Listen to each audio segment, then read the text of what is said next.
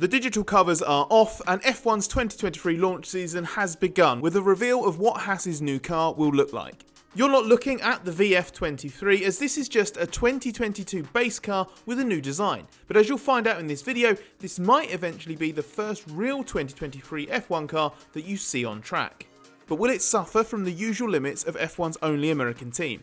And what does Haas's new identity mean after two spectacularly bad title sponsorship deals in the last 4 seasons? We'll dig into all of the above, so let us know what you think about Haas's new look in the comments, and remember to like, subscribe and ring the notifications bell if you haven't already to stay up to date with all of the upcoming launches.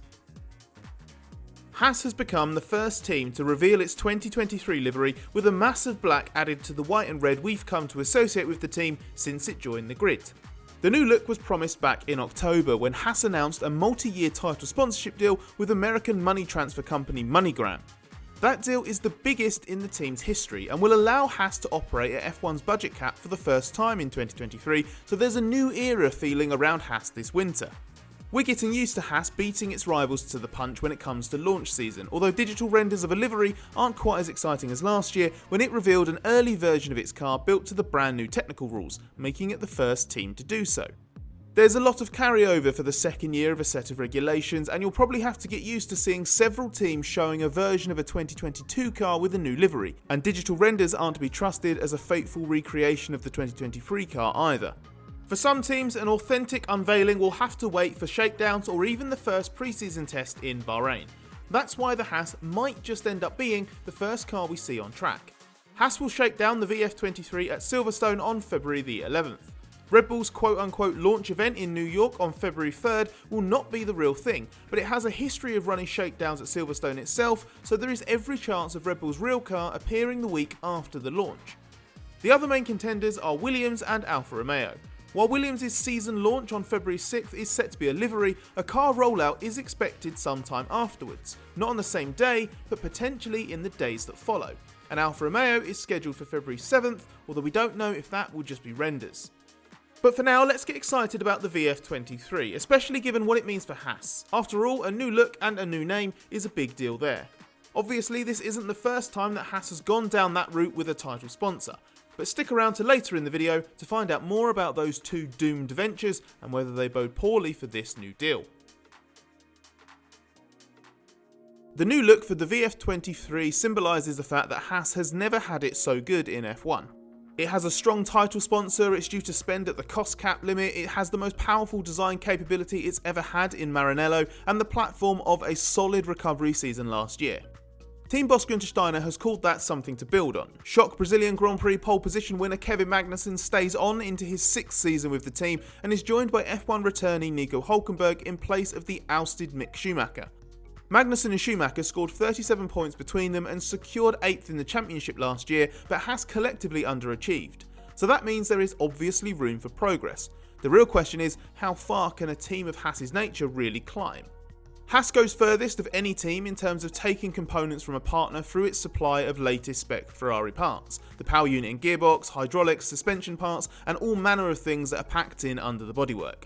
It also uses Ferrari's wind tunnel with the exchange of aero information between the teams strictly prohibited and subject to regular FIA checks, and it has assistance from technical partner Dallara too. With around 200 personnel, Haas is by far the smallest team on the grid. This structure made it possible for such a team to enter F1, immediately achieve remarkable results, and be sustainable. But while it makes the team possible, it may also impose a ceiling on what's achievable for Haas. To try to combat those natural limitations, it has significantly expanded its in-house design capability with a Maranello facility under the technical leadership of Simone Resta. It's clearly possible for Haas to be a strong midfielder, as it was in 2018 when it had the 4th quickest car and finished 5th in the Constructors' Championship, and it moved back towards that in 2022. But can it go much further? Non-works teams may always struggle given the lack of opportunity to integrate their car and power unit design, but Haas takes that limitation particularly far. That's probably more relevant to Haas in the longer term. For now, its ambition must be to get as close to its 2018 benchmark as possible in 2023, because that should be achievable. Haas will hope it's a case of third time's the charm with its new title sponsor MoneyGram. Unlike previous such deals, this looks a lot more like one on Haas's terms, something represented by the colours being quite familiar. It's certainly not comparable to when the black and gold of Rich Energy and the Russian flag of Uralkali marked very obvious shifts and swallowed up Haas's identity. It was never likely that Haas's no-nonsense, small and racing-focused team would be able to operate under those main principles in the bombastic, foolish and ultimately short-lived Rich Energy days. Not when that company's controversial public-facing leader routinely and deliberately positioned himself as a de facto spokesperson for the team, knowing he would generate headlines even if it was for the wrong reasons. 1 year and 1 pre-season test in Uralkali colours was far less ridiculous from the start, but Haas was never going to run harmoniously in that form either, with Nikita Mazepin bringing controversy before even driving one of its cars, then proving a divisive figure within the team for his own actions and those of his entourage. The end of each arrangement freed Haas from the shackles of a problematic partnership. The key questions here are, why did Haas willingly enter such arrangements, and why should you think that MoneyGram is any different? Well, the backing from Rich Energy and Uralkali came at a time Gene Haas was not that convinced about the merits of being in F1, especially as his team's performance had dropped through 2019. It was expensive and with no obvious hope of racing at the front. Any disillusioned feeling would have undoubtedly made it more appealing to gamble on companies willing to offer substantial sums of money to ease the burden. But through a combination of F1's commercial agreement changing to better reward smaller teams financially, and F1's growth in popularity making it more valuable than ever to be one of the 10 teams, Haas's commitment seems renewed. Being respectively competitive and financially sustainable are both realistic aims, so the instability of a problematic sponsor just isn't worth the risk.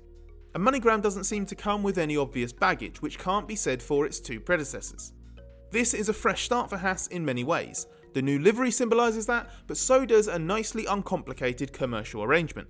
That might sound a little boring, but to Haas it's a lot more preferable long term than the reality of its previous 2 attempts to make this kind of deal work.